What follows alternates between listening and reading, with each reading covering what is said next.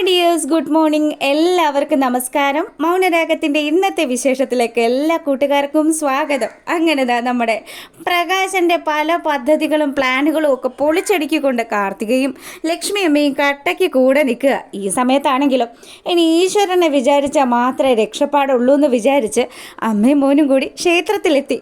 അവിടെ എത്തുമ്പോൾ കാണുന്നതോ നമ്മുടെ കിരണിനെയും കല്യാണിയും.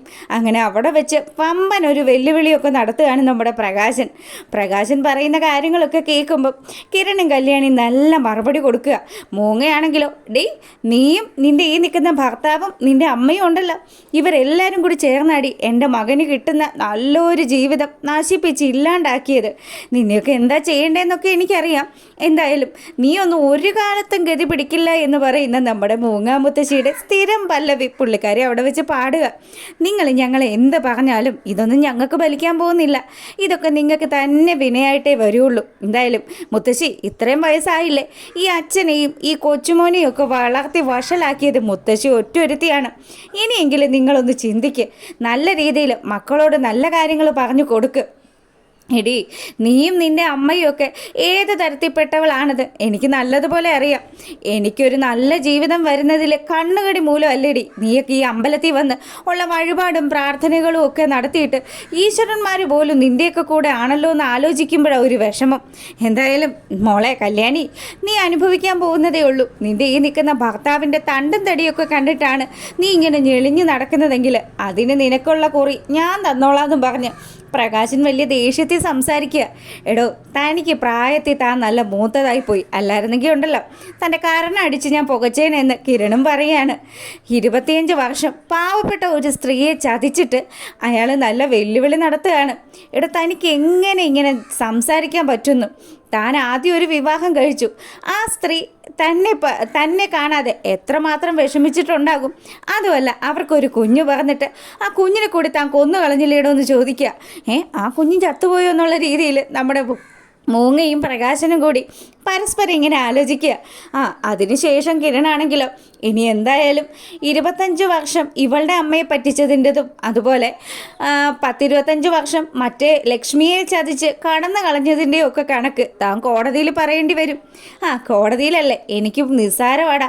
എനിക്ക് വേണ്ടി വാദിക്കാനേ നല്ല വക്കീലിനെ ഇറക്കും എൻ്റെ കാർത്തികമോള്. എന്തായാലും നിങ്ങൾ മുടക്കിയ ആ വിവാഹം അത് ഞാൻ നടത്തി കാണിച്ചു തരാം. ഞാനും എൻ്റെ ഭാര്യയും കൂടി നിൻ്റെ കണ്ണു മുന്നേ നടക്കുന്ന കാഴ്ച ഞാൻ കാണിച്ചു തരാടാ കിരണേ. നീ എന്തിനാ ഇതിനും വേണ്ടി അഹങ്കരിക്കുന്നത്? ഈ പ്രകാശനുണ്ടല്ലോ, ഇന്ന് വിരലും ഞൊടിച്ചു കഴിഞ്ഞാൽ നിന്നെ പൂട്ടാൻ തക്ക ആൾക്കാരൊക്കെ ഇപ്പോൾ എൻ്റെ കസ്റ്റഡിയിലുണ്ട്. എടോ, താൻ ആദ്യം കല്യാണം നടത്ത്, അതിനുശേഷം താൻ സംസാരിക്ക്. തന്നെ പോലെയുള്ള ഒരാളോട് സംസാരിച്ച് തന്നെ സമയം കളയാൻ പോലും ഞങ്ങൾക്ക് താല്പര്യമില്ല. എന്തായാലും ലക്ഷ്മിയമ്മ പറഞ്ഞതുപോലെ തന്നെ കോടതിയിൽ വെച്ച് കണ്ടോളാം, അത്ര തന്നെ ഞങ്ങൾക്കും പറയാനുള്ളൂ. അവിടുന്ന് നേരെ താൻ ചെയ്തു കൂട്ടിയ പ്രവർത്തികളൊക്കെ വെച്ച് നോക്കുമ്പം ജയിലിൽ പോകാനാണ് സാധ്യത. എന്തായാലും ജയിലിൽ വെച്ചാലും തനിക്ക് ഒരു സമാധാനവും കിട്ടില്ല.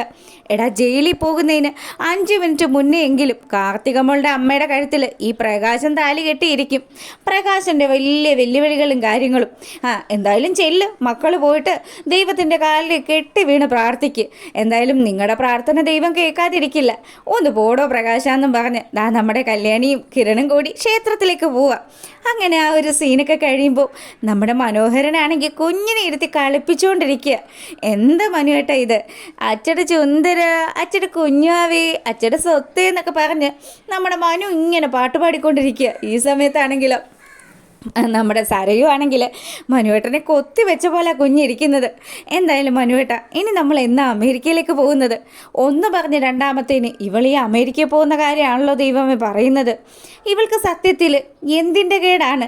ഇവിടെ എങ്ങാനും പ്രസവിച്ച് കിടക്കേണ്ടതിന് ഈ കൊച്ചിനെയും കൊണ്ട് അമേരിക്കയിലേക്ക് പോകാൻ ഞാൻ പോലും അമേരിക്ക കണ്ടിട്ടില്ല എന്നൊക്കെ പറഞ്ഞ് മനോഹരൻ ഇങ്ങനെ മനോഹരമായി ചിന്തിക്കുകയാണ്. ഈ സമയമാണെങ്കിൽ സരയു ചോദിച്ചു, എന്താ മനുവേട്ട ആലോചിക്കുന്നത്? അതോ, ഞാനേ നമ്മുടെ കുഞ്ഞിനെയും നിന്നെയും കുറിച്ച് ആലോചിക്കുമായിരുന്നു. എനിക്ക് തങ്കക്കുടം പോലത്തെ കുഞ്ഞിനെ തന്ന നിനക്ക് ഞാൻ എന്ത് സമ്മാനമാണ് മറിച്ച് തരേണ്ടത്? എന്താ മനുവേട്ട ഈ പറയുന്നത്? നമുക്ക് ഇത്രയും പെട്ടെന്ന് തന്നെ ഈ നാട്ടിൽ നിന്ന് തന്നെ പോകണം. പിന്നെ അമേരിക്കയിൽ പോയി നമ്മൾ സെറ്റിലായി കഴിഞ്ഞാൽ ഒരു കാര്യം ആലോചിച്ച് നമുക്ക് ടെൻഷൻ അടിക്കണ്ടല്ലോ. അല്ല മോളു, നമ്മളെങ്ങനെ പോകാനാ? കുഞ്ഞിനെ നോക്കാനായിട്ട് നിൻ്റെ അച്ഛനും അമ്മയൊക്കെ കൊണ്ടുപോകണ്ടേ? എന്തിന്? അമ്മ ഇവിടെ എങ്ങാനും നിന്നോളും. അച്ഛനും അമ്മയും തമ്മിലുള്ള പ്രശ്നങ്ങളൊക്കെ ആദ്യം തീരട്ടെ. അതിനുശേഷം നമുക്ക് ആലോചിക്കാം അമ്മയെ കൊണ്ടുപോകണോ വേണ്ടയോ എന്നുള്ള കാര്യം. അപ്പോൾ അതൊക്കെയാണല്ലേ. എന്തായാലും കുഞ്ഞ് ജനിച്ച് ഇത്ര ദിവസമായി. ഇനി എനിക്കിവിടെ നിൽക്കേണ്ട ആവശ്യമൊന്നുമില്ല. കിട്ടാനുള്ളതൊന്നും കിട്ടിയുമില്ല. ഇനിയിപ്പോൾ എന്ത് ചെയ്യാനാ? എന്തെങ്കിലുമൊക്കെ ഒപ്പിച്ചെടുത്തിട്ട് ഇവിടുന്ന് മുങ്ങണം എന്നുള്ള പ്ലാനിൽ നമ്മുടെ മനോഹരൻ ആലോചന. ഈ സമയമാണെങ്കിലോ ക്ഷേത്രത്തിൽ വന്ന് നമ്മുടെ ശാരി നിന്ന് തൊഴുകയാണ്. എൻ്റെ ദൈവമേ, എൻ്റെ മനസ്സിലെ സംശയങ്ങളൊന്നും ശരിയാവല്ലേ. ഞാൻ ആഗ്രഹിക്കുന്നത് പോലെ എൻ്റെ മോൾക്ക് നല്ലൊരു ജീവിതം കിട്ടണേ. എൻ്റെ മോൾ ഒരു കാരണവശാലും അറിയരുത് അവളുടെ അമ്മ ഞാനല്ലാന്ന്.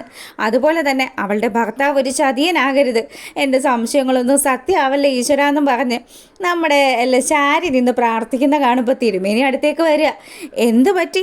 അങ്ങനെ ഇങ്ങോട്ട് വരുന്നതൊന്നും അല്ലല്ലോ. എന്തെങ്കിലും വിഷമം തട്ടി കാണുമല്ലോ. അതേ തിരുമേനി, ഇനി മിക്കവാറും ദിവസങ്ങളിൽ ക്ഷേത്രങ്ങളിലേക്ക് തന്നെ വരേണ്ടിയും വരും. അങ്ങനെ ആവശ്യം കാണാൻ വേണ്ടിയിട്ടല്ല ഭഗവാനെ വിളിക്കേണ്ടത്. ഭഗവാനെ വിളിക്കുമ്പം അതിൽ ഒരു സത്യവും കാര്യങ്ങളും ഒക്കെ ഉണ്ടാവണം. എന്തായാലും പ്രാർത്ഥിച്ചിട്ട് പോയിക്കോളൂ തിരുമേനി. എൻ്റെ മോളുടെയും മരുമോൻ്റെയും പേരിൽ ഒരു സ്വയംവരാർച്ചന നടത്തണം കേട്ടോ. എന്താ മകളും മരുമോനും തമ്മിൽ എന്തെങ്കിലും പ്രശ്നമുണ്ടോ? അതൊന്നും അല്ല, അവരുടെ ബന്ധം ഒന്നുകൂടെ ദൃഢമായിക്കോട്ടെ എന്ന് വിചാരിച്ചിട്ടാ. ആയിക്കോട്ടെ എന്ന് പറഞ്ഞു പുള്ളിക്കാരൻ അകത്തോട്ട് പോയി. പിന്നീടാണെങ്കിലോ നമ്മുടെ ശാരി തൊഴുത് മടങ്ങി വരുന്ന സമയത്ത് അങ്ങോട്ടേക്ക് ജിഷയും അവളുടെ അമ്മയും കൂടി വരിക. അപ്പോൾ ക്ഷേത്ര ദർശനത്തിന് വന്നതാണ് രണ്ടുപേരും. ഇവരെ കണ്ട പാടെ തന്നെ എന്തായാലും മനസ്സിൽ ആഗ്രഹിച്ചതുപോലെ തന്നെ ഇവരെ കാണാൻ പറ്റിയല്ലോ. എന്നെ കൊണ്ട് വിശേഷം എന്നൊക്കെ ചോദിച്ച് ജിഷയുടെ അമ്മയുടെ അടുത്ത് പോയി സംസാരിക്കുക ശാരി. പെണ്ണുപിള്ളെ, നിങ്ങളോട് ഞാനൊന്നും പറയുന്നില്ല. നിങ്ങളുടെ ഭർത്താവും ഒക്കെ എല്ലാ സത്യങ്ങളും അറിഞ്ഞു വെച്ചിട്ടല്ലേ എൻ്റെയും എൻ്റെ ഭർത്താവിനോടും ഒരക്ഷരം പോലും മിണ്ടാതിരുന്നത്. എൻ്റെ മോളുടെ ഈ ജീവിതം നശിപ്പിച്ചതിന് കാരണക്കാരൻ നിങ്ങളും നിങ്ങളുടെ കെട്ടിയവനും ഒക്കെയാണ്. നിങ്ങൾ എന്തൊക്കെയാ പറയുന്നതെന്ന് നമ്മുടെ ശാരി ചോദിക്കുക അവരോട്. ആൻറ്റിയോട് സംസാരിക്കാൻ ഞങ്ങൾക്ക് ആർക്കും ഒരു താല്പര്യമില്ല. അതുകൊണ്ട് ആൻറ്റി ദയവ് ചെയ്ത് എൻ്റെ ഭർത്താവിനെക്കുറിച്ചും ഭർത്താവിൻ്റെ ഡീറ്റെയിൽസിനെ കുറിച്ചും ഒന്നും അന്വേഷിക്കാൻ നിൽക്കണ്ട. ആൻറ്റിയുടെ കാര്യം നോക്ക്. ഇന്നല്ലെങ്കിൽ നാളെ ആൻറ്റിക്ക് മനസ്സിലാകും ആർക്കൊക്കെയാണ് ചതി പറ്റിയതെന്ന്. എന്തായാലും ഇത്തരം കാര്യങ്ങളൊക്കെ ജിഷയുടെ സംസാരത്തിൽ നിന്ന് വരുമ്പം നമ്മുടെ ശാരിയുടെ ഉള്ളു പിടയ്ക്കുകയാണ്. ഇനി എന്തെങ്കിലും താൻ ഭയപ്പെടുന്നത് പോലെ കാര്യങ്ങൾ എന്തെങ്കിലും ഉണ്ടോ എന്നുള്ളൊരു ടെൻഷനാണ് ശാരിക്കുള്ളത്. അങ്ങനെ ശാരി നേരെ പോവാ വീട്ടിലേക്ക്. വീട്ടിൽ ചെന്നതും ബഗാസുരൻ്റെ അടുത്ത് ചെന്നു. എനിക്ക് നിങ്ങളോട് ചില കാര്യങ്ങളൊക്കെ സംസാരിക്കാനുണ്ട്. ഇന്നേ ഞാൻ ക്ഷേത്രത്തിൽ ചെന്നതും ശിവദാസൻ്റെ മോളെയും ഭാര്യയും കണ്ടായിരുന്നു. അവർ നല്ല സുഖത്തിലൊന്നും അല്ല എന്നോട് സംസാരിച്ചത്. നിങ്ങൾ എന്തൊക്കെയോ സത്യങ്ങൾ അറിഞ്ഞിട്ട് അതൊക്കെ മറച്ചു വെച്ചാണ് അവരുടെ വിവാഹം നടത്താൻ കൂട്ട് നിന്നതെന്ന് വരെ പറഞ്ഞു. സത്യം പറയും, ഞാൻ സംശയിക്കുന്നത് പോലെ എന്തെങ്കിലും കാര്യങ്ങളുണ്ടോ? നീ ഇപ്പം വലിയ സംശയവും കേസന്വേഷണമൊക്കെ ആയിട്ട് നടക്കുകയാണല്ലോ.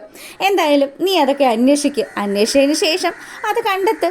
ഞാൻ എന്തെങ്കിലും പറഞ്ഞാൽ ശാരി അതൊക്കെ എൻ്റെ ഭ്രാന്താണെന്ന് മാത്രമല്ലേ നീ പറയുള്ളൂ. അങ്ങനെ ശാരി നിൽക്കുക. അപ്പോൾ ഈ സമയം നമ്മുടെ മനു കുഞ്ഞിനെയൊക്കെ കളിപ്പിച്ചുകൊണ്ടിരിക്കുക. സരയുവാണെങ്കിലും മനുവേട്ടാ, ഞാൻ പറയുന്നത് വല്ലതും നിങ്ങൾ കേൾക്കുന്നുണ്ടോ? നമുക്ക് അമേരിക്കയിലേക്ക് പോകണ്ടേ? എൻ്റെ മോളെ, ഞാൻ അമേരിക്കയിലുള്ള എൻ്റെ സുഹൃത്തുക്കളോടൊക്കെ ഒന്ന് സംസാരിക്കട്ടെ. മലയാളികളായിട്ടുള്ള ഏതെങ്കിലും ഒരു സർവൻസിന് വേണമല്ലോ. ഞാൻ വിചാരിച്ചത് നിൻ്റെ അമ്മയെ കൂട്ടിക്കൊണ്ട് പോകാമെന്നാണ്. അപ്പോൾ കുഞ്ഞിനെ നോക്കാനായിട്ട് നമ്മൾ പ്രത്യേകം ഒരാളെ നിർത്തേണ്ട ആവശ്യമില്ല. എന്തായാലും ഇനി ഞാനൊന്ന് ആലോചിക്കട്ടെ. നമുക്ക് വേണ്ടുന്ന പോലെയൊക്കെ ചെയ്യാം. മോളൊന്ന് സമാധാനിക്കുക എന്നൊക്കെ പറഞ്ഞ വീണ്ടും അവൻ താരാട്ടുപാട്ടൊക്കെ പാടി അവളുടെ അടുത്ത് അങ്ങനെ കൂടുക. സരയുവാണെങ്കിലോ ഭർത്താവിൻ്റെ സ്നേഹത്തിൽ മറന്ന് വിശ്വസിച്ചിരിക്കുക. ഈ സമയമാണെങ്കിൽ നമ്മുടെ ശാരിയുടെ ചോദ്യങ്ങൾക്ക് മുന്നിൽ പകച്ചു നിൽക്കുന്ന ബഗാസുരനെ കാണിക്കുക. എൻ്റെ ദൈവമേ, ഇവളെല്ലാം കണ്ടുപിടിച്ചെന്നാണ് തോന്നുന്നത്. വിവാഹത്തിന് മുന്നേ നിങ്ങൾ ചെയ്ത പല കാര്യങ്ങളും ഞാൻ കണ്ടെത്തി കഴിഞ്ഞു. ഇനി മറ്റെന്തെങ്കിലും കാര്യങ്ങൾ ഞാൻ അറിഞ്ഞു കഴിഞ്ഞാൽ അന്ന് ഇവിടെ ഒരു കൂട്ട കൊലപാതകം നടക്കും. അന്ന് ഭ്രാന്തിളകാൻ പോകുന്നത് എനിക്കായിരിക്കും. എന്തായാലും അതിൽ നിങ്ങളും മരിക്കുമെന്നും പറഞ്ഞ് ശാരിയുടെ ഭീഷണിക്ക് മുന്നിൽ പകച്ചു നിൽക്കുന്ന ബഗാസുരനെ കാണിക്കുകയാണ്. അപ്പോൾ ഇതൊക്കെയാണ് ഇന്നത്തെ കഥയിലും വിശേഷത്തിലും ഒക്കെ ഉള്ളത്. അപ്പോൾ നിങ്ങൾക്ക് ഇഷ്ടപ്പെട്ടിട്ടുണ്ടെങ്കിൽ ഒന്ന് ലൈക്ക് ചെയ്യാനും സബ്സ്ക്രൈബ് ചെയ്യാത്ത ആൾക്കാരൊക്കെ ഒന്ന് സബ്സ്ക്രൈബ് ചെയ്തുകൂടെ സപ്പോർട്ട് ചെയ്യണേ. അപ്പം എല്ലാ കൂട്ടുകാർക്കും നല്ലൊരു ദിവസമൊക്കെ ആശംസിച്ചുകൊണ്ട് നമ്മൾ വീഡിയോ വൈൻഡപ്പ് ചെയ്യാണ്. പിന്നെ വൈകുന്നേരം പ്രൊമോ വീഡിയോ ഇടുന്നതായിരിക്കും. എന്തായാലും ഇന്നലെ ചില ഹെഡേക്കും കാര്യങ്ങളും ഒക്കെ ആയതുകൊണ്ടാണ് വീഡിയോ ഇടാതിരുന്നത്. അപ്പോൾ നമ്മളെ കാണുന്ന കുറച്ച് ആൾക്കാർക്ക് എല്ലാവർക്കും ഒരുപാട് നന്ദിയും സ്നേഹവും ഒക്കെ അറിയിക്കുകയാണ്. അപ്പോൾ ഓക്കെ, താങ്ക്